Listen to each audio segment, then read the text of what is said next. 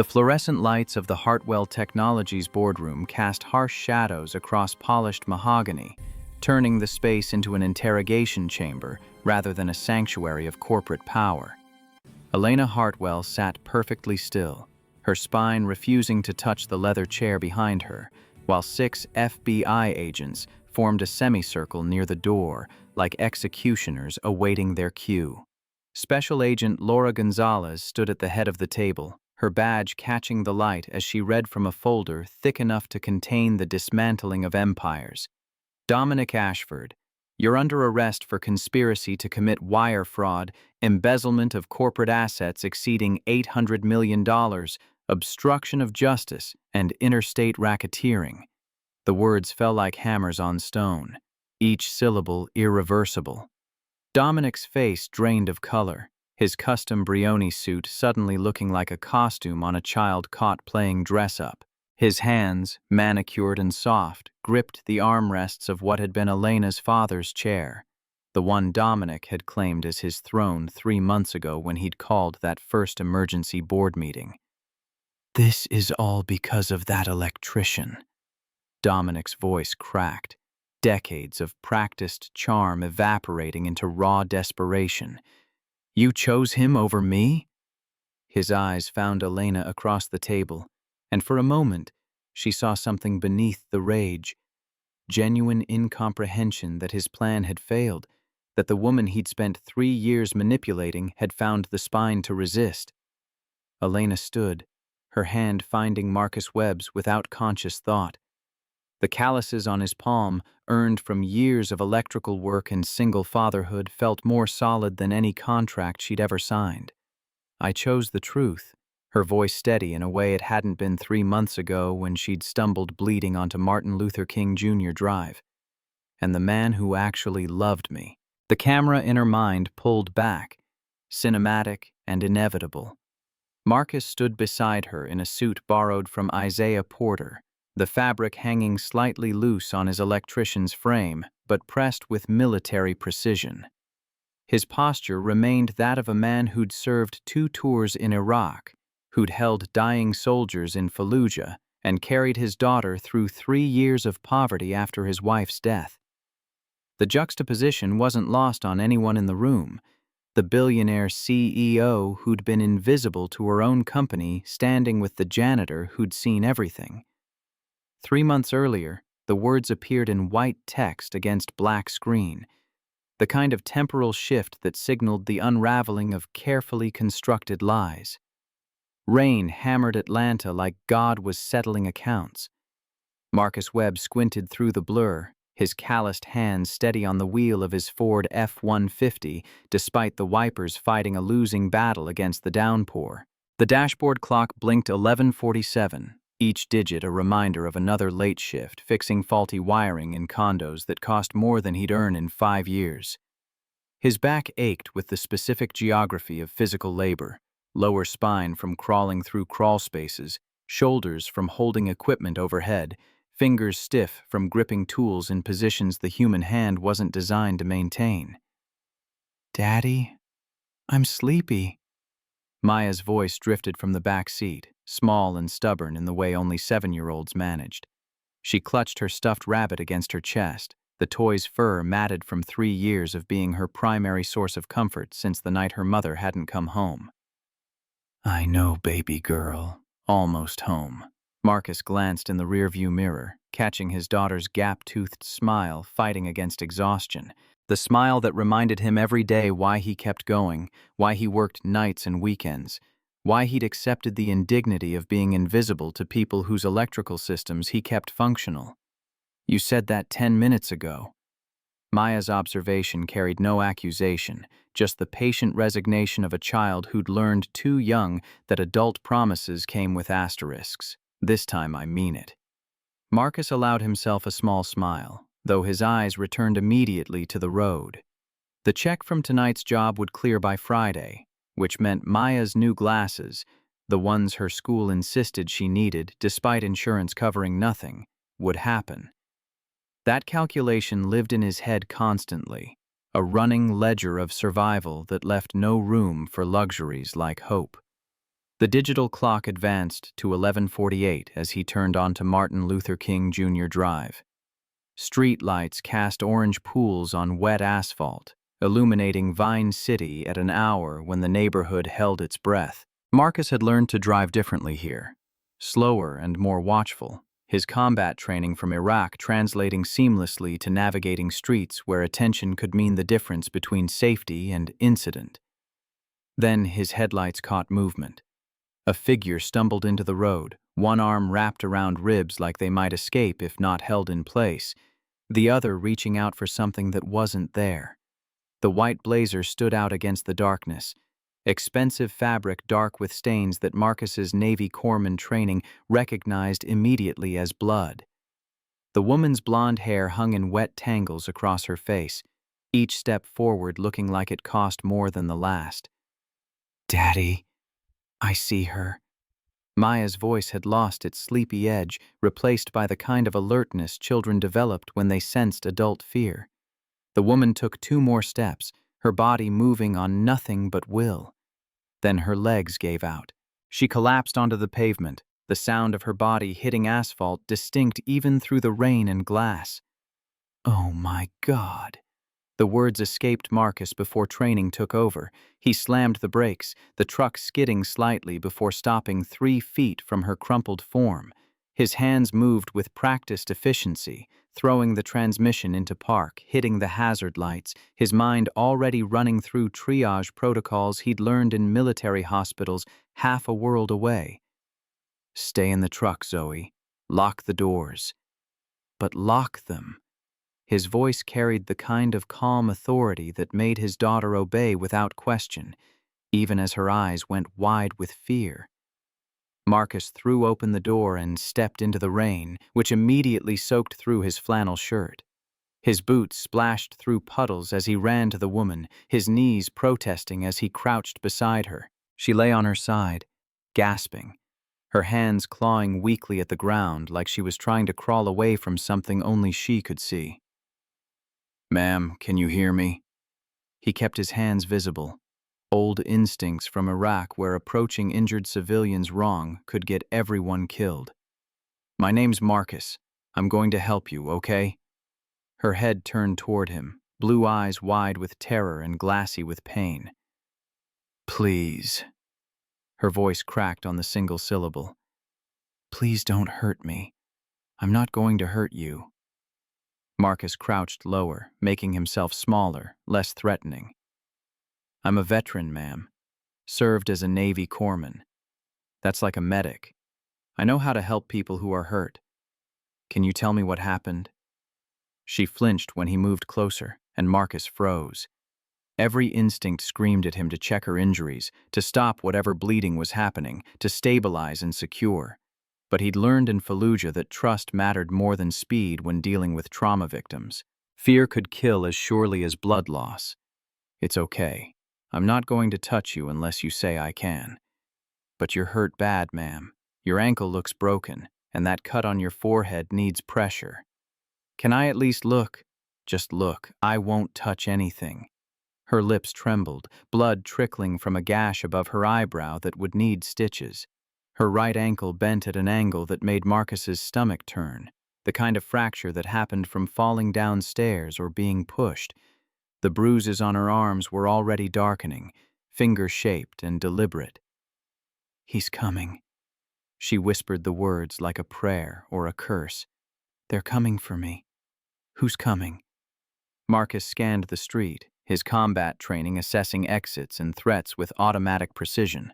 The neighborhood was quiet except for distant sirens and the rain's percussion on metal and concrete. Before she could answer, headlights flared behind them. Marcus turned, his body instinctively positioning between the woman and the approaching vehicle. A black Mercedes SUV rolled to a stop 30 feet away, its engine idling with the kind of purr that cost more than Marcus's truck was worth. The silence stretched, taut as wire, before 3 doors opened in unison. 2 men in dark suits stepped out first. Marcus cataloged details automatically. 6'2", athletic build, moving with the coordinated efficiency of private security rather than street muscle. Former military, probably, hired for situations exactly like this. Then came a third man, taller than the others, wearing a charcoal suit that probably cost what Marcus earned in 3 months. His hair was slicked back, his face sharp and cold in the way that came from never being told no. "Step away from her." The tall man's voice was smooth, controlled, dangerous in its absolute confidence. He walked forward with the bearing of someone who'd never encountered a problem money couldn't solve. Marcus didn't move. "She's injured. She needs help. That's my fiancée. This is a private matter." The man gestured dismissively at Marcus, the kind of wave usually reserved for servants or obstacles. "You're nobody. A stranger with a pickup truck and a savior complex." Marcus glanced down at the woman. She was shaking her head, eyes squeezed shut, tears mixing with rain on her cheeks in a way that told him everything he needed to know about how private this matter was. "Doesn't look like she wants to go with you." Marcus stood slowly, his height matching the suited man's, his body language shifting into something the Marine Corps had taught him in hand-to-hand combat training. Non-aggressive, but immovable. "You know what your problem is?" The man stepped closer, his smile sharp enough to cut. "You're making judgments about situations you don't understand. This is a private family matter." He paused, looking Marcus up and down in a way designed to diminish. "And you are nobody. Maybe." Marcus's voice was steady despite his heart hammering. "But I'm the nobody standing between you and her." The man's expression hardened. He nodded once. The two suits moved forward with professional efficiency, their movements coordinated in a way that suggested extensive training. "Sir, you need to step aside." The first one's voice was flat, professional, the tone of someone paid to remove obstacles. "Not happening." Marcus set his feet, his weight balanced, watching both men's shoulders for the tells that preceded violence. "Last warning."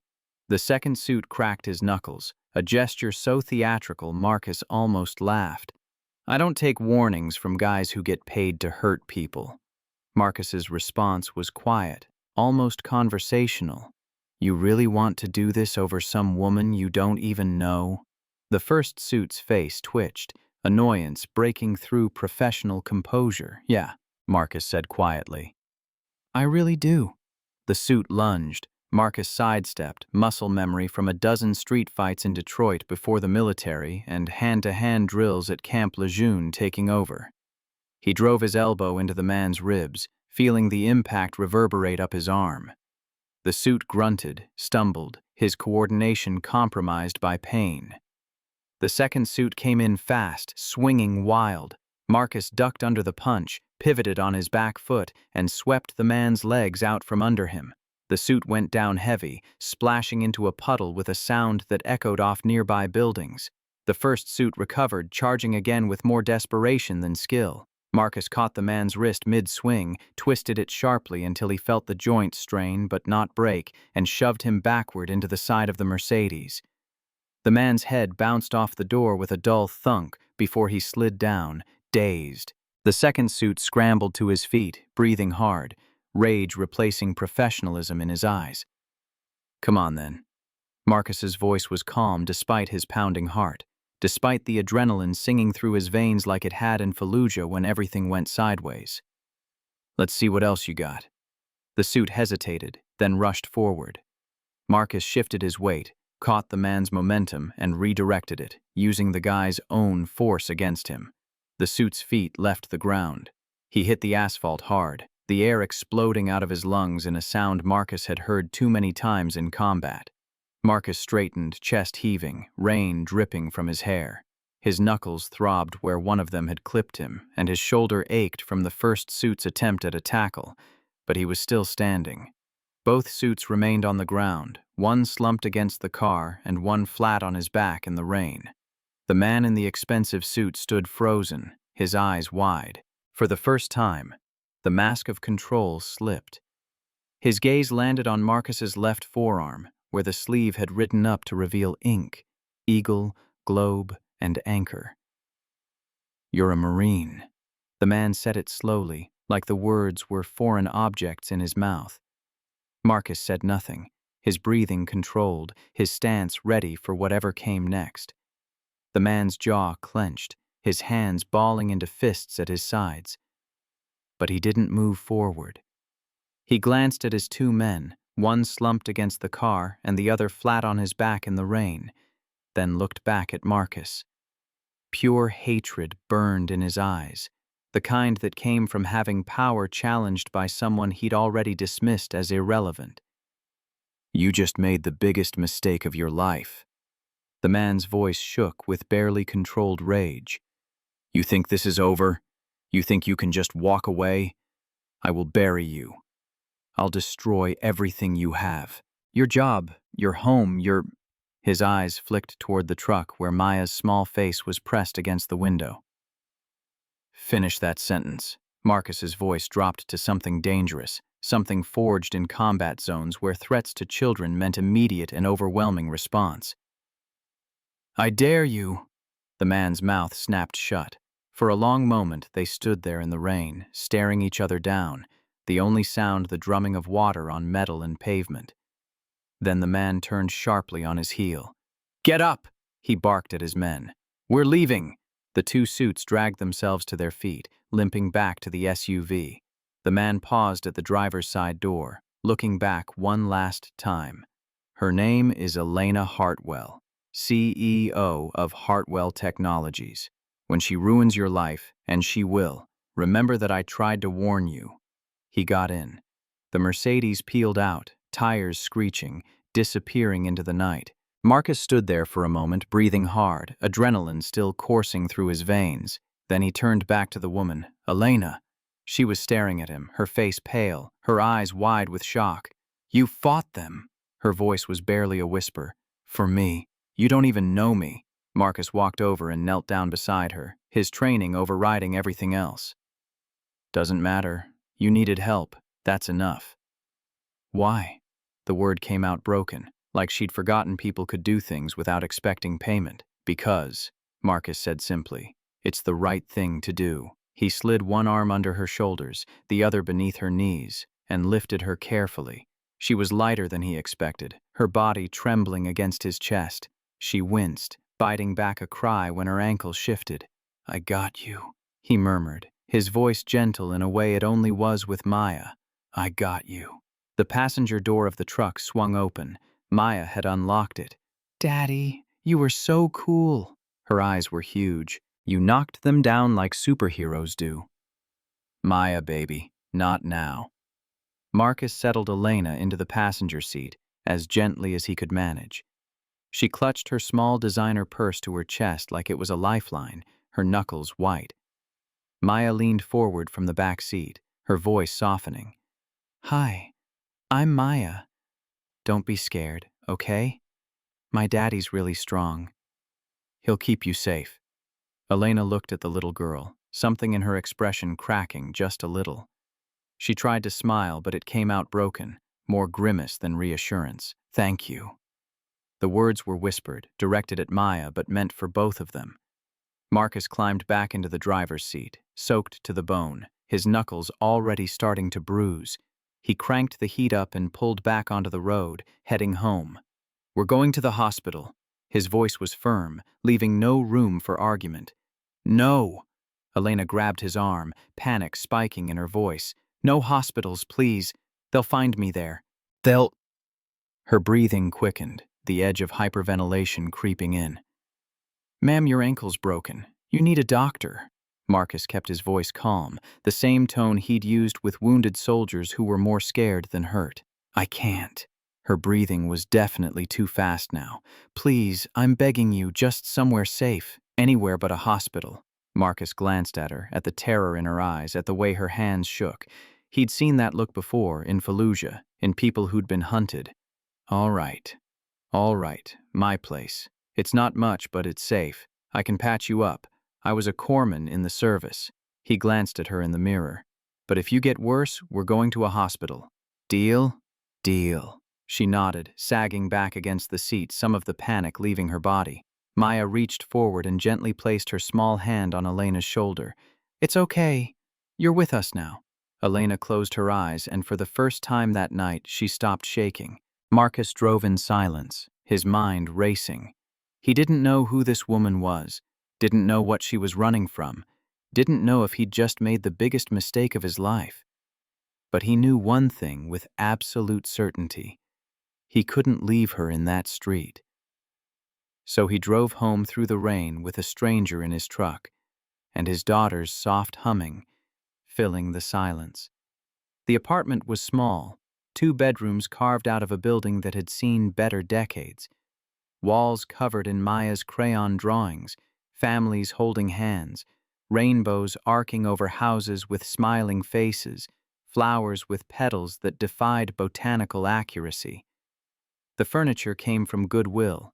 A coffee table Marcus had built himself from scrap wood, but everything was clean, organized, the kind of place where someone cared, even if they didn't have much. On the shelf near this kitchen, a photo of Rachel smiled out at the room, frozen at 31 in that moment before drunk drivers and inadequate justice systems destroyed everything. Marcus carried Elena to the couch, settling her down gently. "Maya, go get the first aid kit. Red box under the bathroom sink." "Okay." Maya darted off, her footsteps pattering across worn hardwood.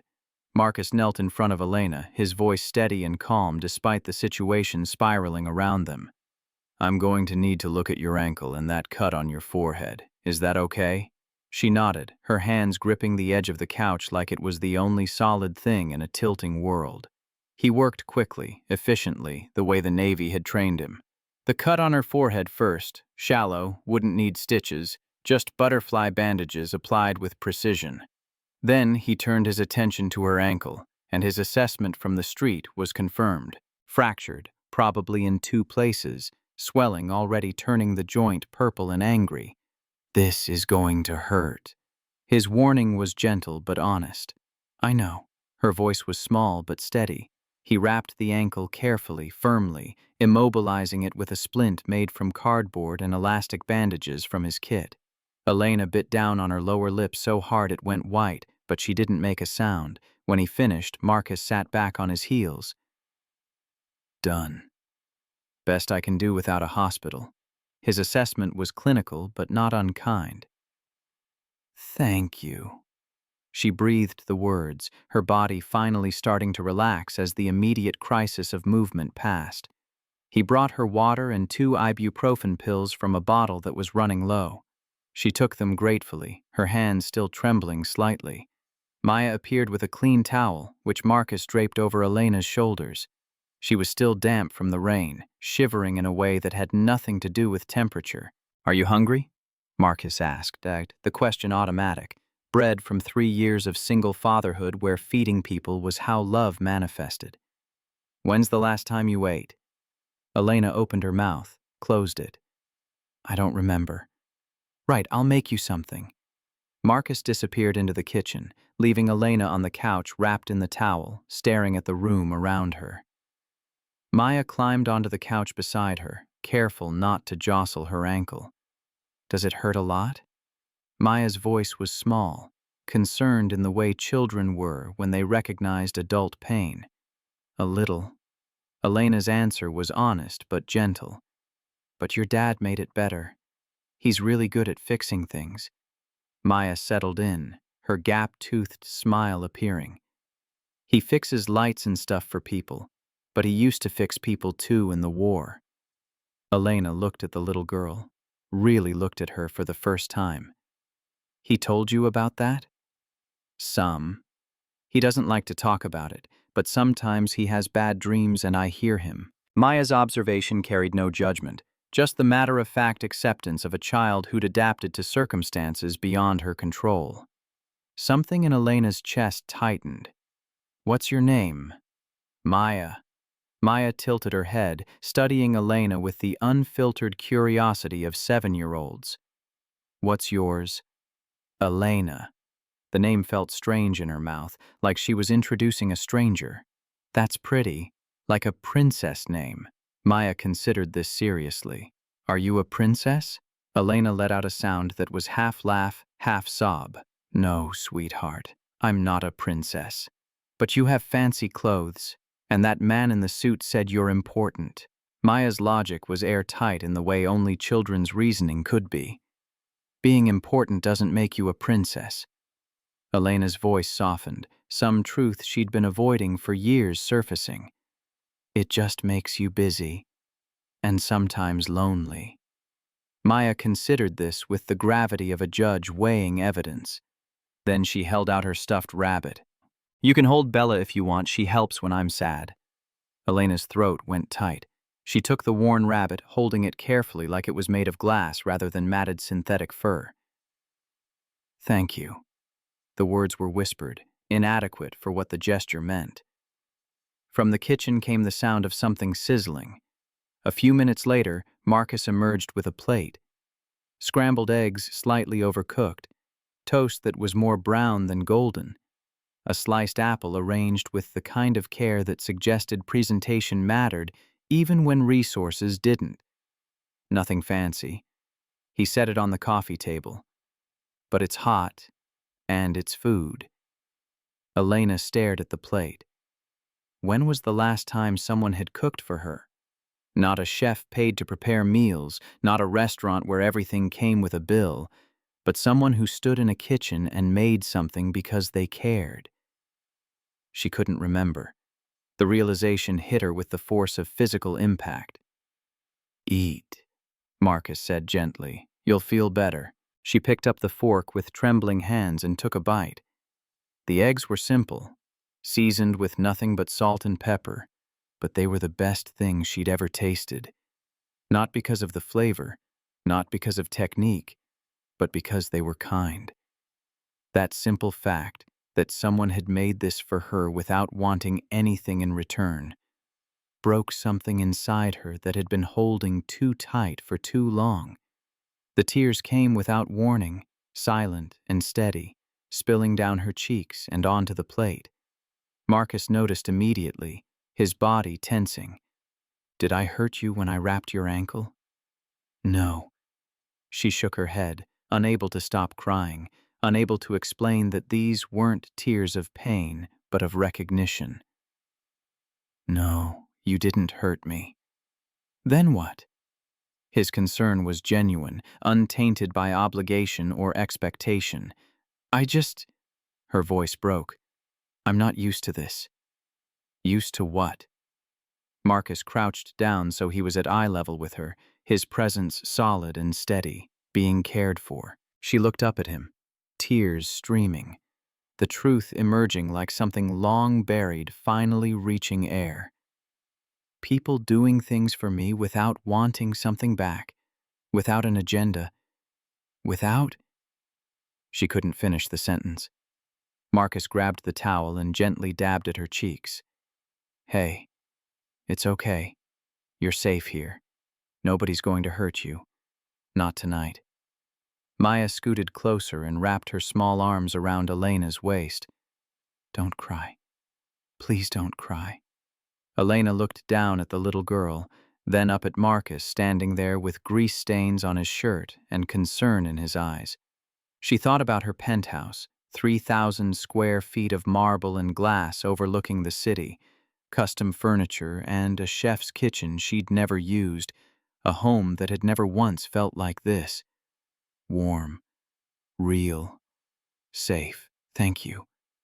She whispered, her voice raw from emotion and rain and the aftermath of terror. Thank you for stopping, for fighting for me, for bringing me here. You didn't have to do any of that. Marcus crouched down again so he was at eye level with her. Yeah, he said quietly with absolute conviction. I did. And in that moment, in a tiny apartment in Vine City with a stranger's daughter hugging her waist and a man she'd just met looking at her like she mattered, Elena Hartwell felt something she hadn't felt in years. Hope. The fragile, dangerous kind that made you believe things could be different, that made you believe you were worth saving. Later that night, after Elena had finished eating and Maya had been tucked into bed, Marcus brought out an old pair of sweatpants and a t-shirt that had belonged to Rachel. Bathroom's on the left. Take your time. Yell if you need help. Elena limped to the bathroom, leaning heavily on the wall. When she closed the door behind her and looked in the mirror, she barely recognized herself. Mascara streaked down her face, hair tangled and wild, the butterfly bandages stark white against pale skin. She looked broken. But for the first time in years, she also looked real. She changed into the borrowed clothes, too big and soft from years of washing, fabric that carried the ghost of someone else's life. When she came back out, Marcus had made up the couch with a blanket and pillow. "You take the couch tonight." His voice was gentle but firm. "I'll be in the chair if you need anything. I can't take your bed." The protest was automatic, bred from years of corporate negotiations where accepting anything meant owing something. "You're not. Maya's got the bedroom. I sleep out here most nights anyway." He gestured to the worn recliner in the corner. "Old habit from the core, light sleeper, easier to hear if something's wrong." Elena lowered herself onto the couch, exhaustion finally winning over adrenaline. Marcus turned off the overhead light, leaving just a small lamp on in the corner. "Good night, Elena." His voice came from the darkness. "Good night, Marcus." She lay there listening to the sounds of the apartment, the hum of the refrigerator, distant sirens outside, Marcus's steady breathing from the chair, and for the first time in months, maybe years, she felt something she'd almost forgotten. Safe. The word felt foreign in her mind, like vocabulary from a language she'd stopped speaking. But here, in this small apartment with a man she barely knew and his daughter sleeping in the next room, Elena felt safe. And that terrified her almost as much as Dominic had, because safety meant vulnerability, and vulnerability meant risk, and risk meant the possibility of losing something that mattered. She closed her eyes and let herself drift, knowing tomorrow would bring questions and consequences and the weight of decisions she'd been avoiding. But tonight, just for tonight, she let herself be held by the simple grace of strangers who'd chosen to help because it was right. Morning arrived with pale sunlight and the smell of coffee. Elena pushed herself up on the couch, wincing as her ankle reminded her of last night's trauma. The swelling had gone down slightly, enough that she could put minimal weight on it without wanting to scream. She looked around the apartment in daylight, seeing details the darkness had hidden, the careful organization despite limited space, the way Marcus had arranged Maya's school supplies in plastic bins, the bills stacked neatly on the counter with amounts highlighted in yellow marker. $783 in red ink on the top envelope. Morning. Marcus stood in the kitchen doorway, dish towel over his shoulder, exhaustion carved into his face like he hadn't slept. "How's the ankle?" "Hurts, but better than last night." Elena's voice came out scratchy, unused. "Good. That's good." He moved to the stove where something was burning. "I've got coffee going." And Maya insisted on making muffins. They're edible." From the kitchen, Maya's indignant voice rang out. "I heard that." Despite everything, Elena smiled. The simple domesticity of the moment felt foreign, like watching someone else's life through glass. Marcus brought her coffee, black, strong, in a chipped mug that said, "World's Best Dad" in faded letters, and a plate with a lopsided blueberry muffin. Maya bounded in behind him, flour dusting her nose like war paint. "I made them myself," Maya announced proudly. "Well, Daddy helped with the oven part, but I did the mixing. They look wonderful." Elena's response was genuine, and the surprise on Maya's face suggested compliments weren't something the child heard often enough. Maya beamed and settled on the floor with her own muffin, immediately pulling out a box of crayons and fresh paper. She began drawing with the intense focus of artists everywhere, lost in creation. Marcus sat on the coffee table across from Elena, his hands wrapped around his own mug. For a moment they ate in comfortable silence, the kind that came from shared crisis rather than familiarity. Then he spoke, his voice careful.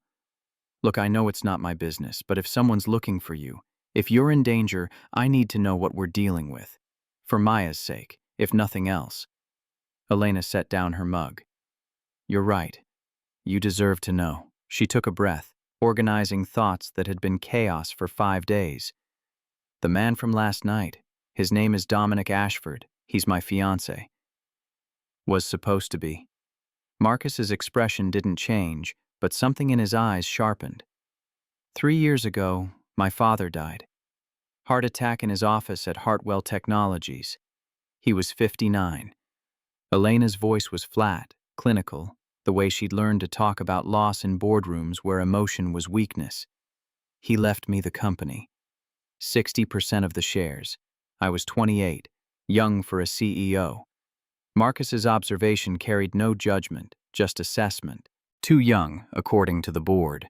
12 men, all over 50, all convinced I'd run the company into the ground within a year. Elena's hands tightened around the mug. They hired Dominic as a strategic consultant. To help me, they said. To manage me, they meant.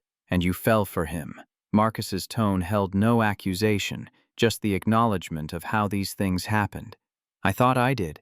I thought he saw me as more than Jonathan Hartwell's daughter playing CEO. I thought he believed in me. Elena's laugh was bitter. Turns out he just saw an opportunity. Maya looked up from her drawing. What's an opportunity? It's when someone pretends to help you but really wants something for themselves. Elena's answer was simple enough for a 7-year-old to understand and accurate enough to hurt. That's mean. Maya's pronouncement was absolute. Then she returned to her crayons. 5 days ago, Elena continued, I needed to check something on Dominic's laptop. He'd left it at my place. Told me the password for a shared document. But when I opened it, there was an email chain still up. From him to 5 members of my board. Marcus waited, his attention complete. They had it all planned out. After the wedding, I'd sign what they called business integration documents, transfer my shares into a joint holding company with Dominic. Standard for married couples, they'd say. Protecting our unified interests. Elena's voice hardened. 3 months after the paperwork cleared, they'd call an emergency board meeting, declare me mentally unfit to lead, remove me from all decision-making authority. Dominic would become CEO. The 5 board members would receive payouts from accounts in the Cayman Islands. $823 million, distributed over 18 months. Jesus. Marcus breathed the word. I took photos. 6 pages, the most damning evidence. Then Dominic came home early. He knew immediately what I'd seen. Didn't even try to deny it. Just smiled and said it didn't matter because I was going to sign the papers anyway. Elena's hands were shaking now. I said no. Good. Marcus's response was immediate, fierce. The next day he called an emergency board meeting, said it was about quarterly projections, but when I walked in, all 12 members were there, and Dominic had the transfer documents ready. He told me I could sign them voluntarily or they'd remove me by force. Declare me mentally unstable, whatever it took. You refused. Marcus made it a statement, not a question. I stood up to leave. Elena's voice went quiet. Dominic grabbed my arm, pulled me back. I tried to break free, and I fell. Down the conference room stairs. 10 marble steps. I felt my ankle snap on the 3rd one. Marcus's jaw clenched, the muscle jumping. The board just stood there watching. Not one person helped me. Elena's eyes were distant now, reliving it. Dominic came down the stairs and stood over me. He said if I didn't sign the papers, he'd make sure I never walked out of that building. But you did. Marcus's voice pulled her back to the present. I crawled to the service exit. I don't know how long it took. Every movement was... She stopped, swallowed hard. I made it outside into an alley, but I couldn't go any further. That's when Dominic and his security found me. And then you ran, Marcus finished. I ran, straight into MLK Drive, straight into your headlights. Elena looked at him directly. You could have kept driving. Most people would have. Most people didn't serve in Fallujah.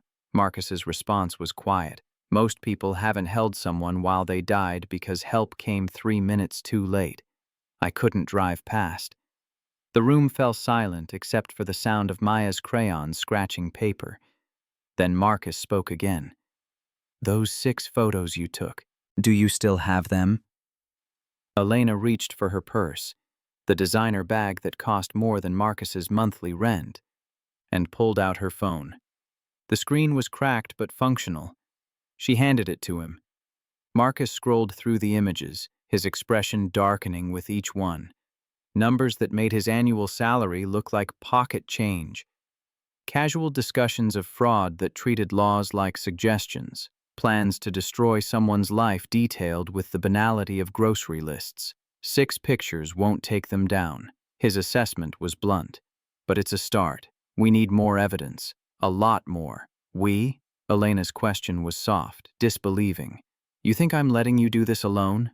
Marcus looked at her like she'd suggested something absurd. They threatened you. They hurt you. And last night, Dominic looked at my truck where my daughter was sitting. That makes this personal. You don't even know me. Elena's protest was weak, already knowing it wouldn't matter. I know enough. I know you refused to sign papers that would have made you rich and safe. I know you crawled with a broken ankle rather than give in. I know you're sitting in a stranger's apartment eating burnt muffins instead of running to some safe house your money could buy. Marcus leaned forward. That tells me everything I need to know. What are you proposing? Elena's CEO voice emerged, the one that negotiated contracts and made decisions. I know someone who can help. Former Marine, served with me in Afghanistan. Now he does cybersecurity, freelance. If anyone can hack into your company's servers and get the full evidence, it's Isaiah Porter. Won't that be illegal? Elena's question was practical, not moral. Probably. Marcus's smile was grim. But so is conspiracy to commit fraud, embezzlement, and whatever else they're planning. Sometimes you fight dirty or you don't fight at all. Elena studied him. This electrician who'd fought 2 trained bodyguards in the rain, who'd carried her bleeding into his home, who was now proposing federal crimes to help a woman he'd met 12 hours ago. Why would you risk this? Why would you risk everything for me? Marcus was quiet for a long moment. 3 years ago, a drunk driver hit my wife's car. Rachel died on impact. The driver was a corporate executive, had a lawyer before the ambulance even arrived. He pled it down to reckless driving, paid a fine, walked free. 6 months later, I saw him at a restaurant laughing with clients. Marcus's voice was steady, but his hands weren't. I couldn't save her, couldn't get her justice. That's something I have to live with every day. He looked at Elena directly. But you're here. You're alive. And you've got evidence. So maybe this time the person with power doesn't just walk away. Maybe this time someone fights back. The weight of his words settled between them. Maya had stopped drawing, sensing the shift in atmosphere even if she didn't understand the content. Okay. Elena's voice was firm. Call your friend. Marcus pulled out a phone so old it still had a physical keyboard and dialed from memory. The conversation was brief, cryptic. Zay, I need your help. He listened. Corporate conspiracy, 800 million, need to access secure servers. Another pause. I know what I'm asking. Another beat. Remember Fallujah? You said you owed me one. Whatever response came made Marcus close his eyes briefly. Thanks, brother. I'll text you the address. He hung up and looked at Elena. He'll be here this afternoon. No promises, but he'll look. Thank you. The words felt inadequate for what he was offering. Don't thank me yet. We haven't won anything. Marcus stood, collecting empty plates. But we're going to try. The hours until Isaiah's arrival passed in strange domesticity. Marcus left for a quick job, an emergency call from a regular client whose breaker box had failed, leaving Elena and Maya alone. The girl approached her temporary houseguest with crayon-stained fingers and questions that had no filter. Are you really a CEO? Maya settled on the floor near the couch. I am. Or I was. Elena wasn't sure which tense applied anymore. What's that like? Being in charge of everything? Lonely. The answer came before Elena could filter it. You make decisions that affect thousands of people, but there's no one you can really talk to. Everyone wants something from you. Everyone has an angle. That sounds sad. Maya's observation was matter of fact. It is. Elena realized she'd never admitted that out loud before. My daddy says you're very brave. Maya added another flower to her current drawing. Your daddy's wrong. Brave people don't run away.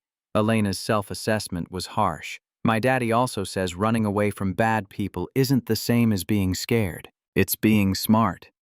Maya looked up with gap-toothed wisdom. He says sometimes the bravest thing is asking for help. Your daddy sounds very wise. Elena's throat tightened. He is. He's bigger than the sky. Maya said it with absolute conviction, like she was stating a fundamental law of physics. What does that mean? Elena found herself genuinely curious. It means no matter how big my problems are, he's bigger. No matter how scared I am, he's braver. No matter how dark it gets, he's the light. Maya's explanation was simple and devastating. Mommy used to say it first, now I say it. The mention of Maya's mother hung in the air. Elena wanted to ask but couldn't find words that wouldn't hurt. Maya saved her the trouble.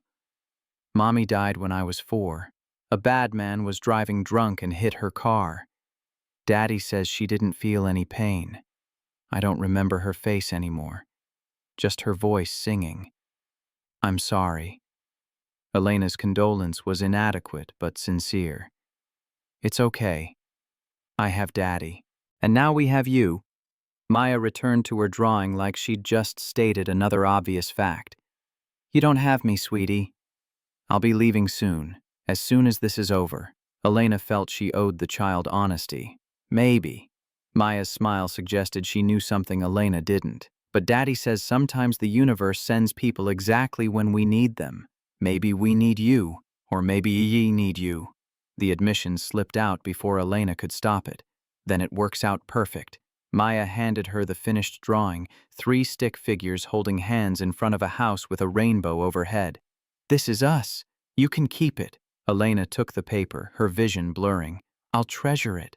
When Marcus returned 2 hours later, he found them like that.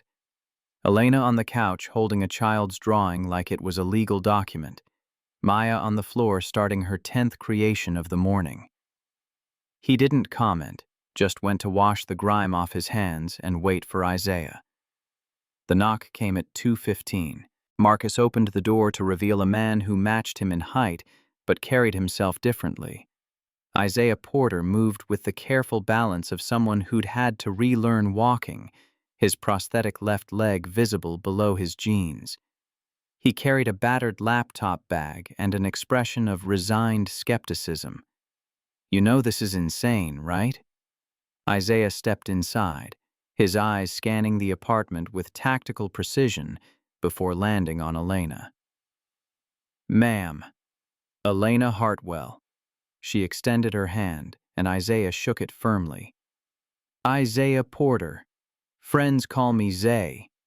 He settled at the dining table, pulling out a laptop that looked like it had survived multiple combat deployments.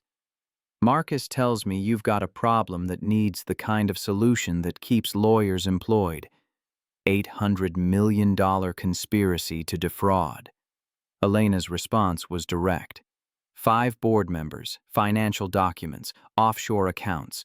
I have 6 photos on my phone. We need everything from the company servers. Zay looked at Marcus. You understand if I do this and get caught, I'm looking at federal prison time?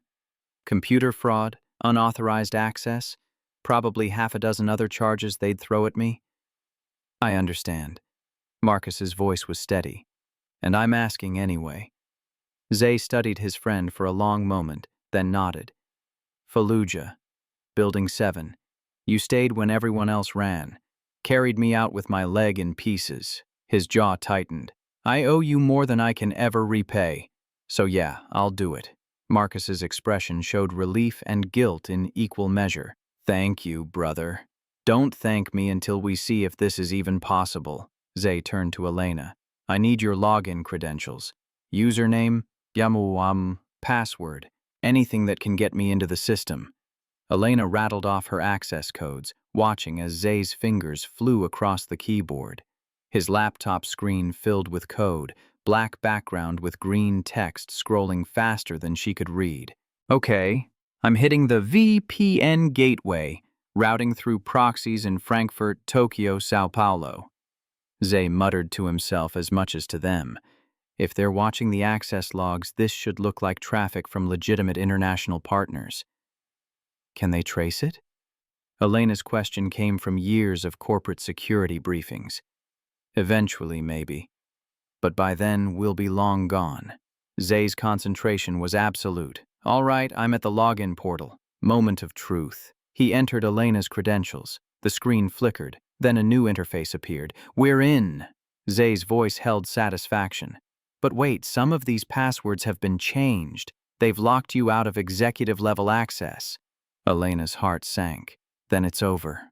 Maybe not. Zay leaned back, thinking. Do you have any backup accounts? Secondary access your IT department might not know about? Elena's mind raced through years of her father's paranoia about corporate security. Then she remembered. My father created an emergency protocol. He called it Sophia Protocol, after my mother. An admin account that only he and I knew about. Username? Zay's fingers were already hovering over keys. Sophia Protocol. Password is her birthday backwards, plus the name of the first company my father worked for. Elena recited the combination of numbers and letters. Zay entered it. The screen changed, access granted to layers of the system that even Elena rarely saw. Beautiful. Absolute admin rights. They didn't even know this existed. For the next 4 hours, Zay worked in focused silence, broken only by occasional updates. Elena watched lines of code scroll past, saw file directories open and close, observed data being copied to encrypted drives with progress bars that moved incrementally slow. Marcus made coffee, then sandwiches nobody ate, then more coffee. Maya eventually fell asleep on the couch next to Elena, her small body radiating trust and warmth. Got something. Zay's voice cut through the quiet. Email chain. Dominic Ashford to Richard Townsend. October 15th, 3 years ago. Subject line is coded, but the content is explicit. He rotated the laptop so Elena could see. Her stomach twisted as she read Dominic's words, clinical and calculating. The engagement is secured. Subject is emotionally vulnerable after father's death. Once married, we'll execute the share transfer. She trusts me completely. The fool. There's more. Zay clicked through folders. Financial records showing the offshore accounts, transfer schedules, even a contingency plan if you refuse to cooperate. What kind of contingency? Marcus's voice was tight. Medical commitment. They had a psychiatrist lined up to declare her incompetent. Elena felt the air leave her lungs. Doctor's name is Gerald Whitmore. Credentials from Johns Hopkins. Willing to testify to whatever diagnosis they needed for $50,000. The clinical nature of the betrayal was somehow worse than the emotion. Dominic had planned her destruction with the same attention to detail he'd once used planning their engagement party. How much can you get? Elena forced herself to focus on logistics rather than feeling. Everything. Zay's confidence was absolute. Give me until tonight.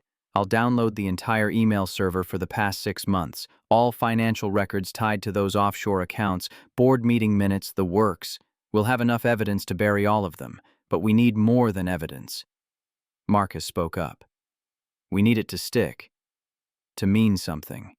Dominic has lawyers, connections. How do we make sure this doesn't just get buried? We need a federal case. Elena's CEO instincts kicked in. Securities and Exchange Commission for the financial fraud, FBI for the conspiracy. Coordinate the release so it's too big to contain. I might know someone, Zay offered. Woman I worked with on a veterans advocacy case. Claudia Reeves, former JAG Corps attorney.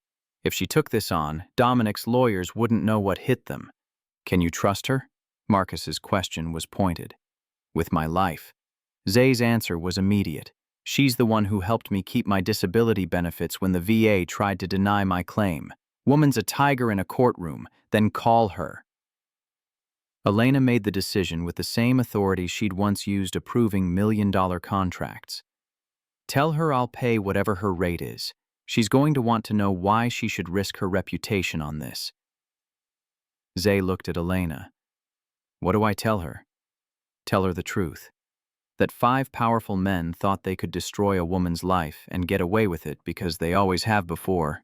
Elena's voice was steel. Tell her I'm done being quiet. Tell her I'm ready to fight. Zay made the call while his computer continued downloading files in the background.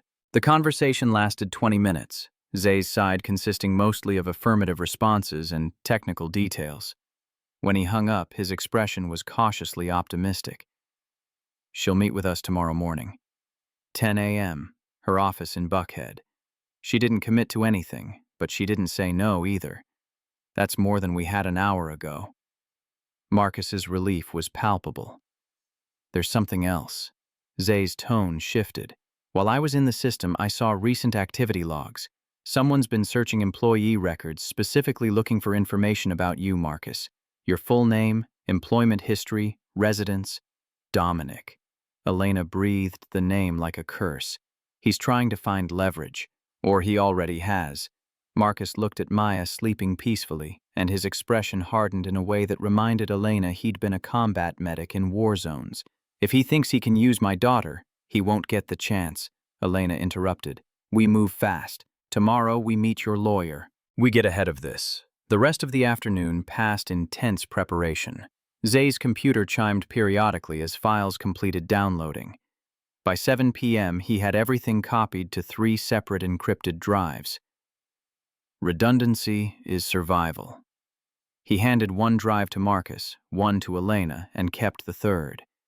If something happens to one of us, the others can still bring this to light.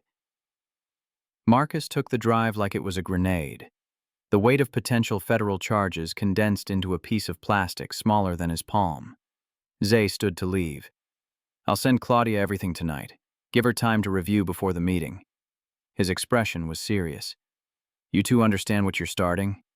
Once we file these complaints, there's no taking it back. Your lives are going to get very complicated very fast.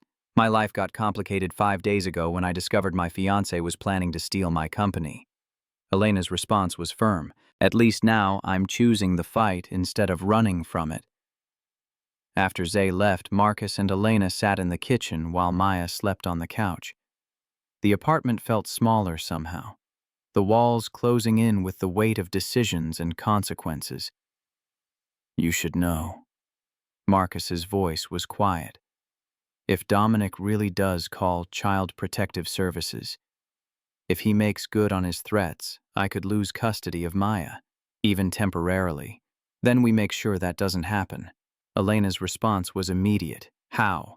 You've known me less than 24 hours. You don't owe me anything, especially not risking my daughter's safety. Maybe I don't owe you. Elena met his gaze. But Maya deserves better than a world where men like Dominic win because good people are too scared to fight.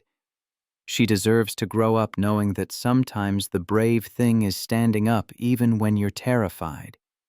And you're terrified. Marcus made it a statement. Absolutely.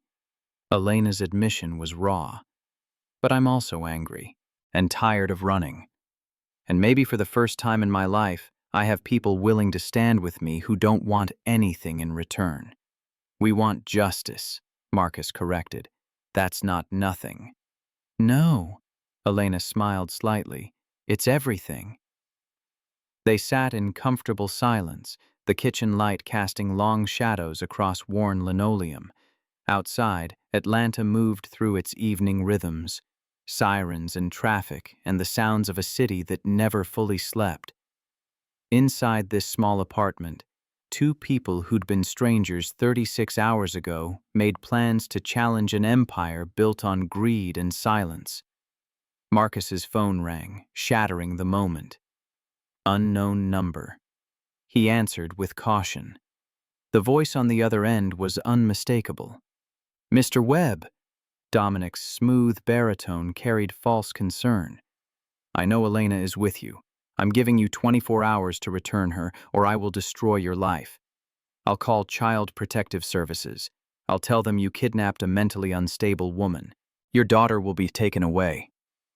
You'll lose everything. Marcus's grip on the phone tightened until his knuckles went white. Then do it, because I'm not giving her back. You don't understand what you're dealing with. I have resources, connections, lawyers who will tear you apart. I will make you wish you'd kept driving. Maybe. Marcus's voice was calm, despite rage thrumming through his veins. But I didn't keep driving, and I'm not starting now. He hung up before Dominic could respond. Elena had heard enough to understand. He's escalating. Good. Marcus's smile was grim. Let him. The more desperate he gets, the more mistakes he'll make. And if he really does call CPS? Elena's concern was genuine. Then we deal with it. Together. Marcus looked at Maya sleeping peacefully, her face relaxed in dreams that didn't include corporate conspiracies or custody threats. I've protected her from worse than Dominic Ashford. I'll protect her from this too. But the doubt in his voice, the fear he was trying to hide, told Elena everything. He was terrified of losing his daughter, terrified that helping a stranger might cost him the only family he had left, and in that moment, Elena made a decision. I'll leave, first thing in the morning, before he can follow through on his threats. It's not worth risking Maya. Number. Marcus's response was immediate and fierce. You leave, you're alone again. You leave, Dominic wins. You leave, Maya grows up in a world where the lesson is that power always wins and kindness is for suckers. He shook his head. We don't run, we fight. Even if it costs you everything? Elena's question was soft. Especially then. Marcus leaned forward. Because if I let fear make my decisions, if I teach my daughter to back down when things get hard, then I've already lost everything that matters. He looked at Elena directly. You're not alone in this anymore. Get used to it. The words settled between them, heavier than promises and more binding than contracts. Elena felt something shift in her chest, some wall she'd built after her father's death and Dominic's betrayal starting to crack. These people, this electrician and his 7-year-old daughter, were risking everything for her. Not for money or power or advancement, but because it was right. She didn't know how to process that kind of selflessness. Her entire adult life had been transactions, favors exchanged, debts incurred, relationships built on utility rather than trust. But Marcus wasn't asking for anything in return. Neither was Maya. They were simply choosing to help because she needed it. The realization was terrifying and liberating in equal measure. Okay.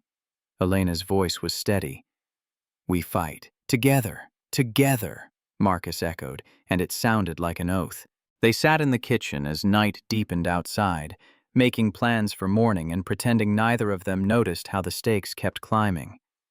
Maya slept through it all, her breathing deep and even, her small hand clutching the rabbit that had once belonged to a mother she couldn't remember. The apartment held them all, strangers becoming allies, allies becoming something more permanent, while outside Atlanta sprawled in darkness and Dominic Ashford made plans of his own. Morning shattered with pounding on the door. Marcus was up instantly, military reflexes overriding the 3 hours of sleep he'd managed. 7 a.m., too early for delivery, too aggressive for neighbors. Elena sat up on the couch, eyes wide with recognition of what aggressive knocking meant when you were running from powerful men. Maya appeared in her bedroom doorway, clutching her rabbit. Stay with Miss Elena, baby. Marcus's voice was calm but firm. He checked the peephole and his stomach dropped. 2 people stood in the hallway, a white woman in her 50s wearing a county ID badge and a black man in his 30s carrying a tablet. Their body language screamed official business and unwelcome scrutiny. Marcus opened the door 6 inches, keeping the chain engaged. Can I help you? Mr. Marcus Webb? The woman's voice was professional, clipboard flat. I'm Linda Morrison, Child Protective Services. This is Jerome Foster. We received a report regarding unsafe living conditions for a minor at this address. Dominic hadn't wasted time, less than 12 hours from threat to action, which meant he'd already had the complaint drafted, waiting for Marcus to refuse his demands. I need to see identification. Marcus kept his voice level despite fury building in his chest. Linda held up her badge. Jerome did the same. Marcus studied them for long seconds before disengaging the chain. You have a warrant? We don't need one for a wellness check. Linda's tone suggested she'd had this conversation before. We're here to assess the environment and interview the child. You can refuse, but that refusal goes in our report. Come in. Marcus stepped aside, calculating risks. Refusing would look worse than whatever they'd find in his clean apartment with his well-fed, clothed daughter. He'd done nothing wrong. Maya was safe, healthy, loved. They had to see that. Linda and Jerome entered, their eyes sweeping the space with practiced assessment. Jerome's gaze lingered on Elena, recognition flickering across his features. Marcus saw the moment Jerome placed her face. Elena Hartwell, CEO, all over business news just months ago. The man's expression shifted from official neutrality to something more complex. Ms. Morrison, this is Elena. She's a friend staying with us temporarily. Marcus kept his explanation simple. No elaboration that could be twisted later. I see. Linda's tone suggested she saw significantly more than that. How long has she been here? 2 days? Elena stood, favoring her good ankle. I was in an accident. Marcus helped me. What kind of accident? Linda's pen was already moving across her clipboard. I fell. Elena's answer was technically true. Down some stairs, injured my ankle. Marcus is former military, trained in emergency medicine. He provided first aid, and you didn't go to a hospital because… Linda's skepticism was professional grade. I was scared. Elena met the woman's eyes without flinching. The person who caused my fall was looking for me. I needed somewhere safe. Linda wrote more notes, her expression unreadable. Jerome had moved to examine the apartment, checking the refrigerator's contents, looking in cabinets, running water from the tap to check pressure and clarity. His inspection was thorough, but not hostile, more curious than condemning. Maya, honey, can I talk to you for a minute? Linda's voice softened, addressing the child. In your room, maybe? Maya looked at Marcus, who nodded permission. Okay. The girl led Linda to her bedroom, Rabbit still clutched tight. The weight was excruciating. Marcus could hear Linda's gentle questions through the thin walls, but not the words themselves. Jerome finished his environmental assessment and returned to the living area. Your daughter seems well cared for. Jerome's voice was quiet, meant only for Marcus. Apartment's clean, food in the fridge, child's clothes are worn but in good repair. He glanced at Elena. The anonymous report suggested you were keeping an unstable woman here against her will, creating a dangerous environment for your daughter. That's a lie. Marcus's response was flat. Whoever called you is trying to hurt both of us. I believe you. Jerome's admission was barely above a whisper. I also recognize Ms. Hartwell. Hard to miss someone whose face was on the cover of Forbes 18 months ago. He paused. Whatever you two are mixed up in, be careful. People with money and lawyers play by different rules. We're learning that. Marcus appreciated the warning, even if it came too late. Linda emerged from Maya's room 15 minutes later, Maya trailing behind, looking confused but not distressed. The girl immediately went to Marcus, who picked her up despite his back protesting. Mr. Webb, based on what I've seen and heard, I'm not finding evidence of neglect or unsafe conditions. Linda's official voice was back. However, we will be conducting a follow-up visit in 3 days. During that time, you are not to leave the city limits with your daughter without notifying this office. Any changes in living arrangements must be reported within 24 hours. I understand. Marcus set Maya down gently. Ms. Hartwell, you may want to seek additional medical attention for that ankle. Linda's tone suggested it wasn't really advice. And perhaps file a police report about your fall. I'll consider it. Elena's diplomatic response promised nothing. After they left, Marcus locked the door and leaned against it, exhaustion and adrenaline crash hitting simultaneously.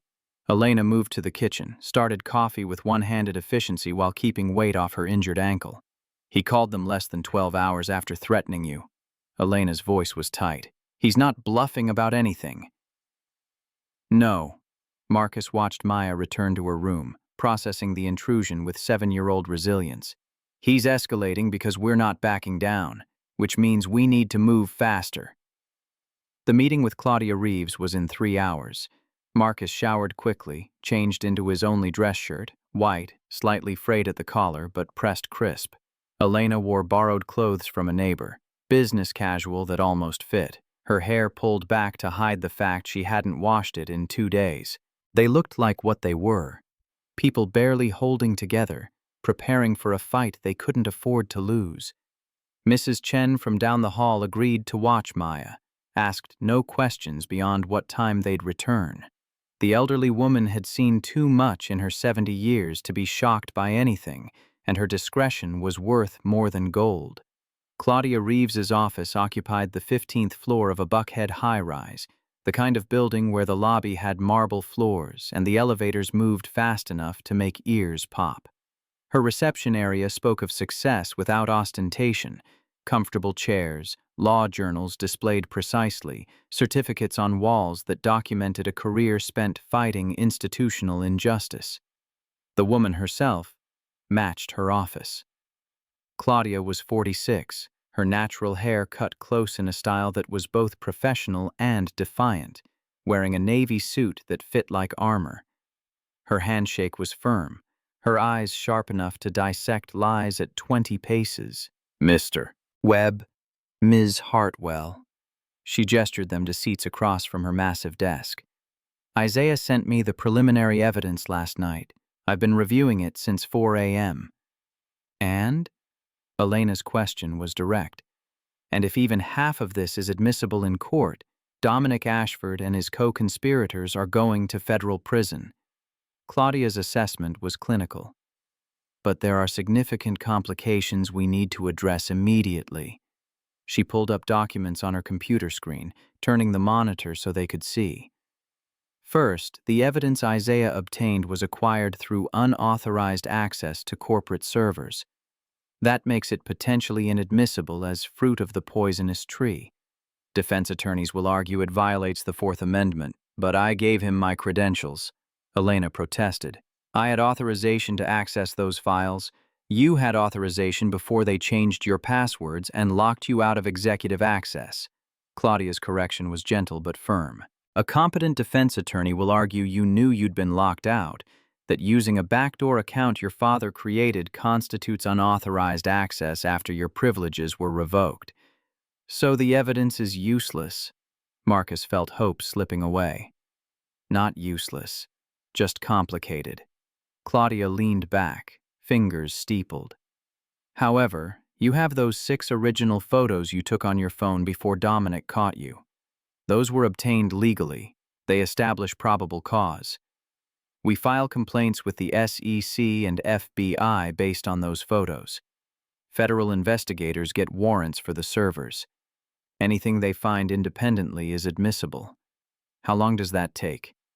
Elena's CEO instincts pushed for timeline clarity. "Weeks, maybe months." Claudia's answer was honest. "Federal investigations move slowly. They'll want to verify, cross-reference, build an airtight case before filing charges. We don't have weeks." Marcus leaned forward. "Dominic already called CPS on me. He's not going to sit idle while we build a case. He'll keep coming after us, finding new pressure points. Which brings me to the second complication." Claudia pulled up more files. "The restraining order you want to file against Dominic Ashford. You claim he assaulted you, caused you to fall downstairs. But you didn't seek immediate medical attention. You didn't file a police report. You have no witnesses beyond Mr. Webb here who didn't see the actual assault. 5 board members saw it." Elena's voice was hard. "They watched him grab me, watched me fall, watched him threaten me while I lay there with a broken ankle. Will any of them testify to that?" Claudia's question was pointed. "Or will they claim attorney-client privilege, faulty memory, alternative interpretations of events? These people are co-conspirators protecting themselves. They won't suddenly develop consciences." The room fell silent except for the muted sounds of downtown traffic 15 floors below. Elena felt the weight of corporate power structure pressing down, the way money and connections could warp reality, make witnesses disappear, turn assault into misunderstanding. "There's one person who might talk." Elena spoke slowly, the idea forming as words emerged. Sarah Brennan. She's been on the board since my father founded the company. She was his friend, not just a colleague. She voted against hiring Dominic 3 years ago. Is she part of the conspiracy? Claudia's pen was already moving, taking notes. I don't think so. Elena pulled up mental files on board members. She wasn't copied on any of the emails I saw. Dominic kept the conspiracy to his core 5. Sarah's too old, too stubborn, too much her own person. He wouldn't risk including her. Then we need to reach her before Dominic does. Claudia made the decision with general-like authority. If she'll testify to the board meeting, to what she saw that day, that gives us corroboration. It makes your story credible. How do we approach her? Marcus's tactical mind was already working the problem. If Dominic finds out we're talking to board members, he'll shut everything down. We don't approach her officially. Elena's answer came from years of corporate maneuvering. We make it look accidental. Sarah has lunch every Tuesday at the Swan House. Same table, same time, same meal for the past decade. She's a creature of habit. Today's Tuesday. Claudia checked her watch. 11 a.m. now. If we leave in the next hour, you could intercept her there. We? Elena caught the pronoun. I'm coming with you. Claudia's tone brooked no argument. You're going to need a lawyer present for this conversation, and if Ms. Brennan is willing to talk, I want to lock down her testimony immediately before she has time to reconsider. They took Claudia's car, a sensible Honda that blended into traffic without drawing attention.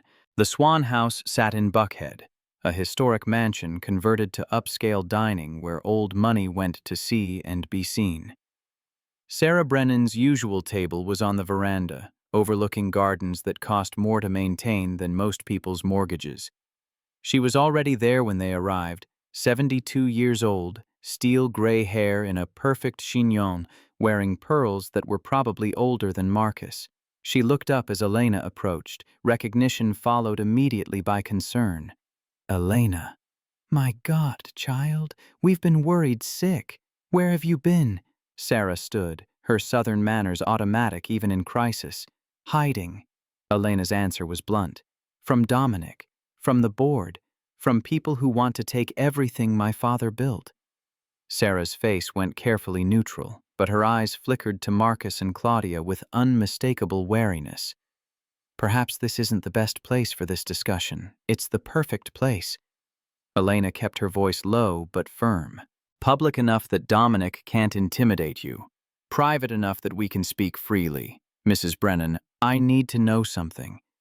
At the board meeting 5 days ago, what did you see? The older woman sat back down slowly, aging hands trembling slightly as they reached for her water glass. I saw Dominic present transfer documents.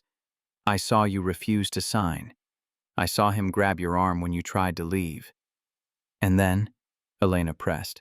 Sarah's eyes closed briefly. And then you fell. 10 stairs. I heard your ankle snap from across the room. The sound carried like a gunshot. What did the board do? Claudia spoke for the first time, her lawyer voice gentle but inexorable. Nothing. Sarah's admission came out as a whisper. We did nothing. Dominic told us to stay in our seats, said you were being dramatic, said if anyone called for help, they'd be removed from the board immediately. We sat there like cowards while you crawled to the exit. Why didn't you speak up? Elena's question held no accusation, just genuine confusion. Because I'm a 72-year-old woman with a pension that depends on staying in Dominic's good graces. Because 5 other board members were nodding along with everything he said. Because I've spent 30 years in corporate America learning when to fight and when to survive. Sarah looked directly at Elena. And because I'm ashamed. Your father trusted me to protect you. I failed him. I failed you. You can still help. Claudia leaned forward. Testify to what you saw. Give us corroboration.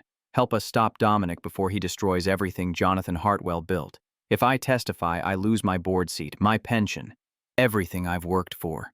Sarah's protest was weak, already knowing she'd made her decision before they arrived. If you don't testify, Dominic wins. Elena's voice was steel wrapped in silk. He gets away with assault, fraud, conspiracy. And the next woman who stands in his way learns the lesson that power always wins, And silence is safer than courage. Sarah looked at her for a long moment. Your father would have said the same thing. He never could stand watching bullies win. Then help us beat this one. Elena extended her hand across the table. Please. Sarah took it, her grip surprisingly strong. All right, I'll testify, but you need to understand what you're asking. Once I break ranks, once I go public against Dominic, the other board members will close ranks. You'll be fighting not just him, but the entire institutional structure that protects men like him. I know. Elena's response was steady, but I'm not fighting alone anymore.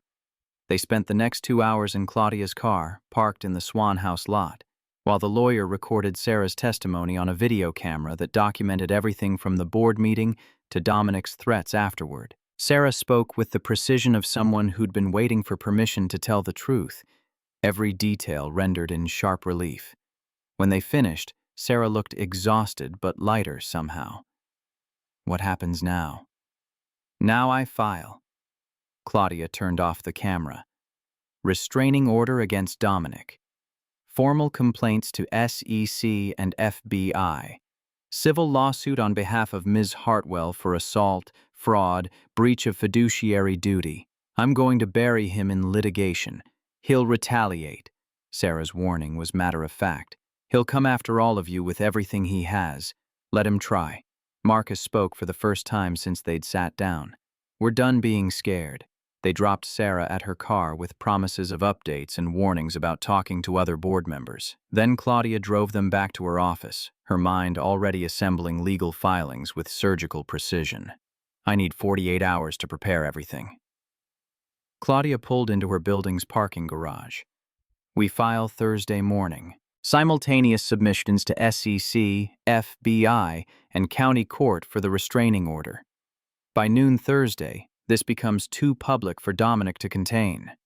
What do we do for 48 hours? Marcus's question was practical. Stay alive, stay safe, stay together. Claudia handed Elena a burner phone. Use this instead of your regular phone. Dominic's lawyers might have put tracking on your device. And Mr. Webb, I'd recommend having someone with Maya at all times. No school, no public places where she could be grabbed. You think he'd go that far? Marcus's voice was dangerous.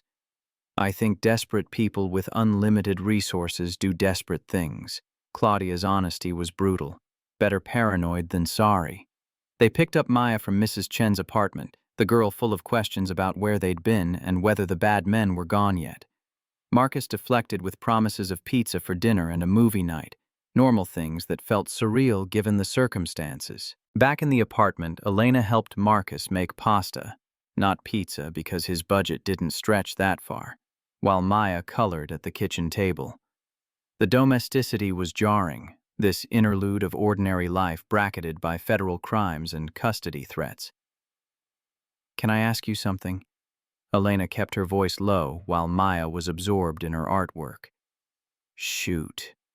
Marcus stirred sauce that came from a jar but smelled like effort. Why haven't you asked me for anything? Money, connections, favors. I'm a billionaire CEO. Most people would be negotiating their price by now. Marcus was quiet for a moment. You really don't get it, do you? Get what? That some people help because it's right, not because there's profit in it. Marcus turned to look at her directly. My wife used to say the measure of character isn't what you do when people are watching. It's what you do when you could walk away and nobody would judge you for it. He gestured around the small apartment. I could have driven past you in that rain. Nobody would have blamed me. I had my daughter in the truck. I was tired. It wasn't my problem. But you stopped, Elena finished. But I stopped because that's who my parents raised me to be. That's who Rachel would want Maya to see. Marcus returned to stirring. The world's got enough people looking out for themselves. Maybe I can be someone who looks out for others instead. That's the most revolutionary thing I've ever heard. Elena's laugh was surprised and genuine. In my world, everyone's angle is transactional. Help isn't given, it's invested with expected returns. Then you've been living in the wrong world. Marcus's assessment was gentle but firm. Maybe it's time to find a different one.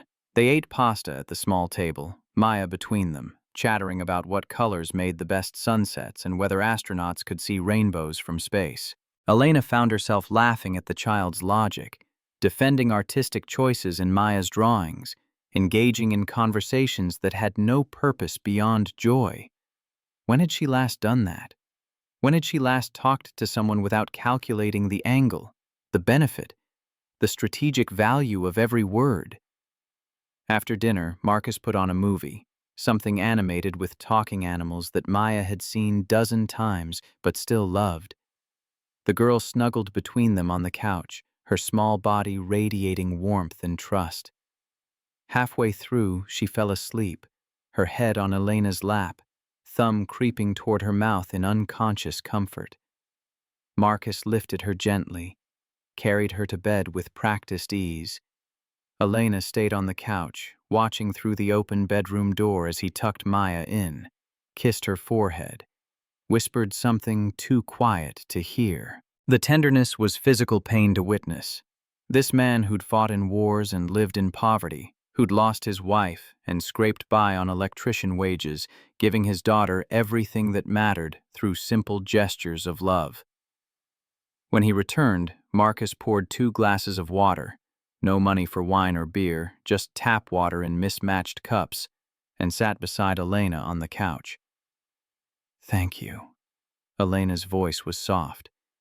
"For letting me be part of this, of your life with Maya. I know I'm a complication you didn't need. You're not a complication. You're a person who needed help." Marcus's correction was immediate, and Maya needed to see that we help people who need it. That's a lesson worth more than money. She's lucky to have you. Elena meant it completely. I'm lucky to have her. She's all I have left of Rachel. Every gap-toothed smile, every too smart question, every drawing of families holding hands. Marcus's voice roughened. After Rachel died, I thought about giving up. Thought Maya would be better off with someone who had money, stability. Someone who wasn't broken by combat and grief. But then she'd look at me with those eyes and tell me I was bigger than the sky, and I'd remember why I had to keep going. "What does that mean?" Elena asked. "Bigger than the sky." Rachel used to say it. No matter how big your problems get, love is bigger. No matter how dark things are, family is the light. No matter how small you feel, you're big enough to matter.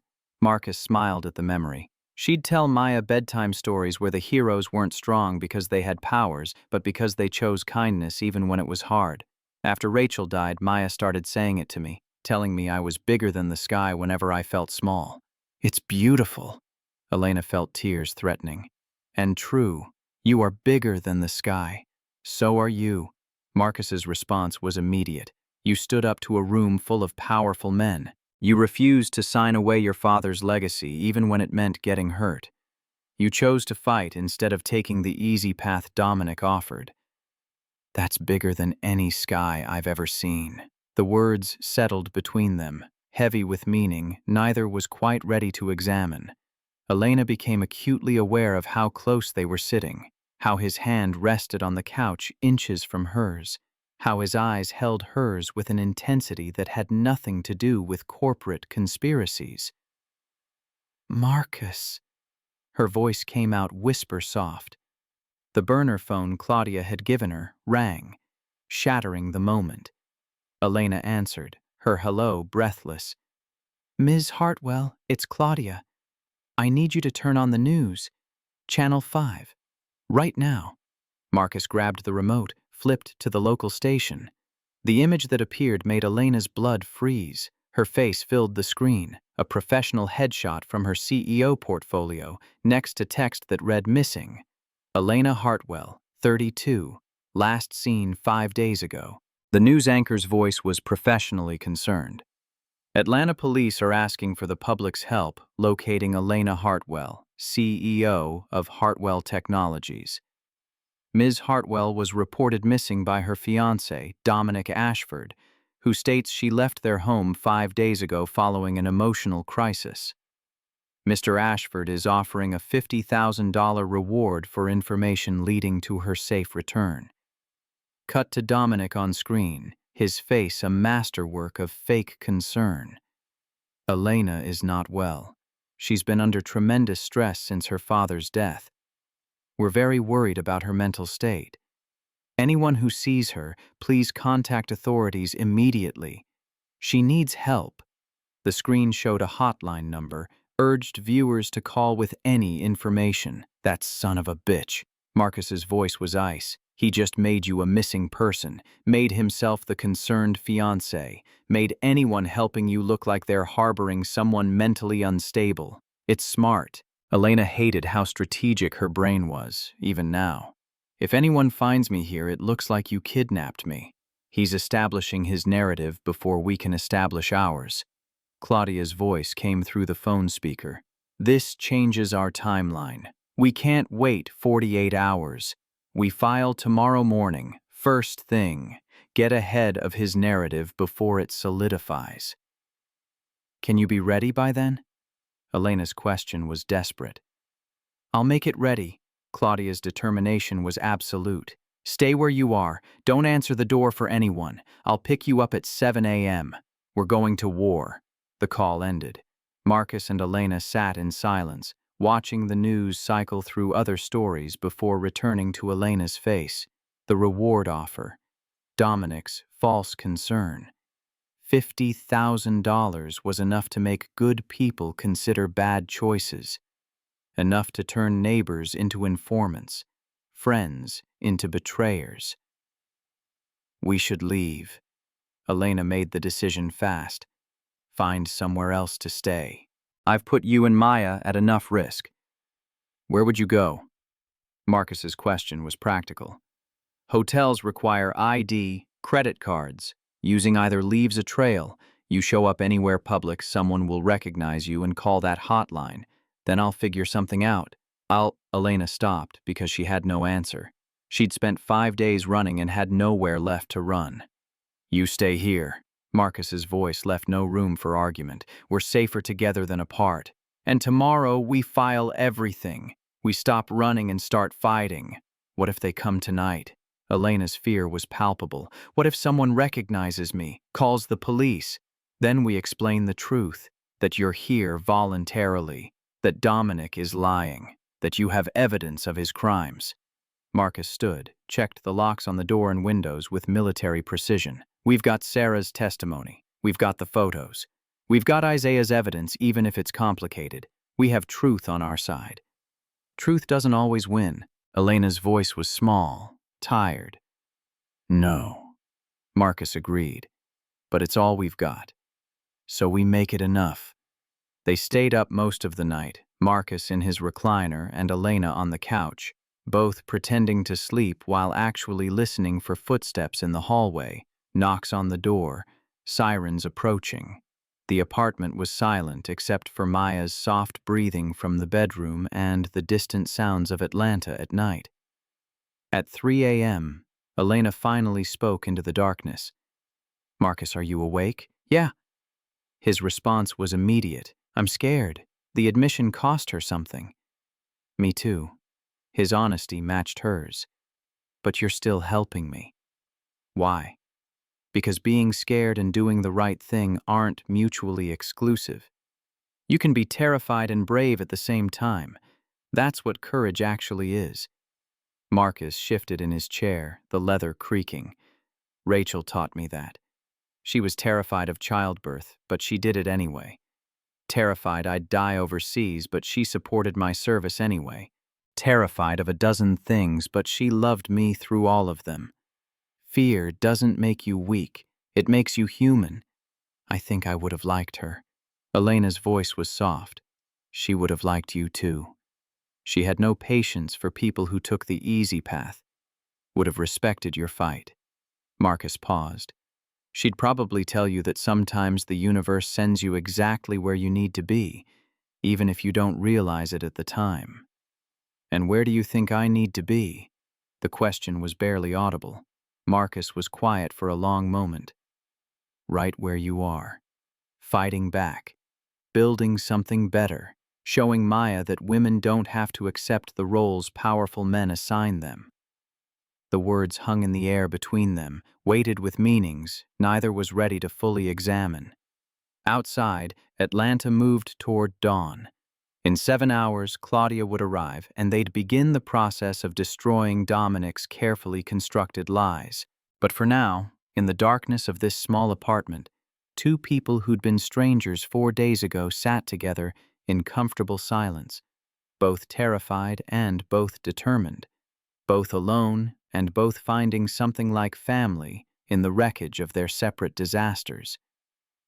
Tomorrow would bring federal agents and legal filings and the full weight of institutional power trying to crush them. But tonight, they had each other, and Maya sleeping peacefully in the next room, and the fragile but growing belief that sometimes the right thing and the winning thing could be the same thing. If you fought hard enough, if you refused to stay silent, if you were brave enough to be bigger than the sky. Dawn arrived with Claudia's Honda idling outside at 6:58. Marcus carried Maya, still sleep-warm, down to Mrs. Wilson's apartment 2 doors over. The elderly woman asked no questions, just took the child with arthritic gentleness and locked the door behind them. By 8 a.m., they sat in Claudia's office while she uploaded documents to federal portals. SEC complaint filed 8:03. FBI tip submitted 8:07. Restraining order. Petition 8:12. Each keystroke was a bullet fired at an empire. The board meetings at 10. Elena's voice was steady. Dominic called it yesterday. Emergency session about my disappearance. Perfect. Claudia printed 3 sets of evidence binders. We crash it. Present everything before he can control the narrative. The Hartwell Technologies boardroom at 9:55. Sarah Brennan sat alone at the far end, her face carefully neutral. The other 11 members filtered in. 5 conspirators avoiding eye contact, 6 neutrals confused about the sudden summons. Dominic entered last, charcoal suit immaculate, victory already written in his posture. Then he saw Elena, his face drained of color. You're supposed to be missing. Elena stepped forward, Marcus and Claudia flanking her. Mentally unstable? She set the evidence binder on the table with a sound like a judge's gavel. I'm neither, but you're under investigation. This is a private board meeting. Dominic recovered fast. Security, remove these people. The door opened. Special Agent Laura Gonzalez entered with 5 other FBI agents. We're here on a federal warrant. Nobody's removing anyone. What followed was systematic destruction. Claudia presented emails, Dominic's own words planning Elena's removal, bank records showing $823 million in offshore accounts, Sarah's video testimony about the assault, the psychiatrist's $50,000 bribe documented in writing. Dominic tried deflection, then denial, then rage. You can't prove, your emails prove it, your bank accounts prove it, 5 witnesses prove it. Claudia's voice was surgical. You're done. The handcuffs clicked shut at 10:47 a.m. Dominic's eyes found Elena one last time. This is because of that electrician. Elena's hand found Marcus's. No, this is because I chose truth over convenience. I chose people who loved me over people who used me. She stepped closer to Dominic, voice dropping. And I chose to be bigger than your cruelty. They led him out in handcuffs. The 5 co-conspirators followed minutes later. The remaining board members sat in stunned silence until Sarah Brennan stood. I nominate Elena Hartwell to continue as CEO. Her voice carried the weight of 30 years' authority. I decline. Elena's response was immediate. I'll stay on the board, but I'm building something else now, something that matters more than quarterly profits. 6 months later, the Phoenix Rising Foundation opened in 3 rooms on Auburn Avenue.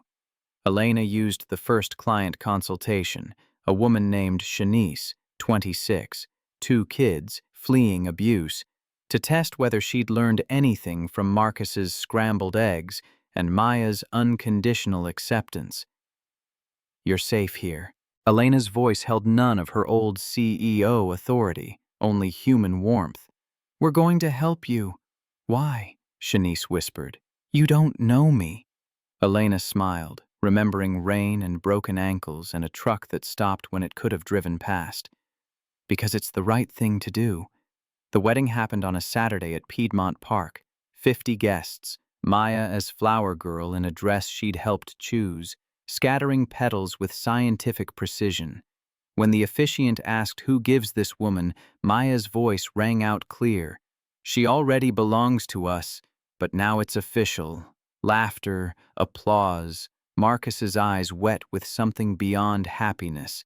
Elena wore her mother's pearls and carried a bouquet Maya had insisted include crayoned paper flowers alongside real ones, because families are made of real things and dreams together, Daddy.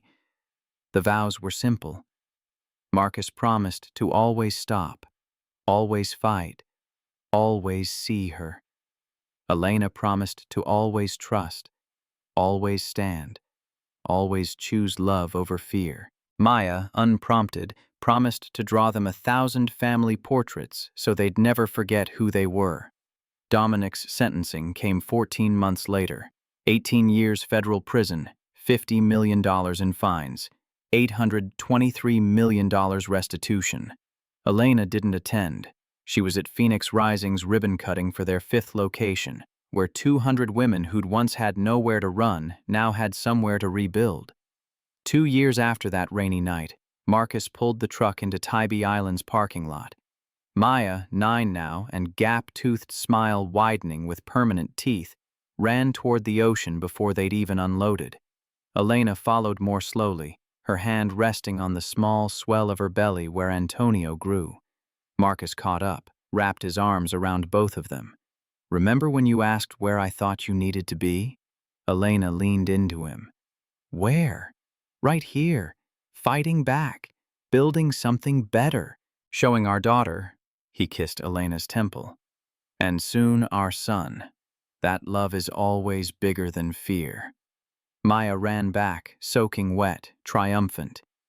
"Mama Elena, I touched the ocean. It's bigger than the sky. Not bigger than us."